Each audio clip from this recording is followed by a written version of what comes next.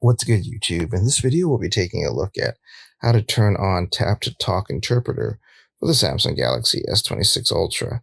This will work for the S26 Ultra, S26, and the S26 Plus as well. If you like this kind of content or find this kind of content helpful, leave a message down below. Don't forget to subscribe, and thanks for watching. So if you want to turn on the tap-to-talk interpreter on the S26 series of phones, thankfully, it's pretty easy to do so. To get started, what you want to do is jump into your settings. From there, what you want to do is scroll down and you want to look for Galaxy AI and you want to hit Galaxy AI. And then from there, what you want to do is scroll down and you want to look for interpreter. And then you want to hit interpreter.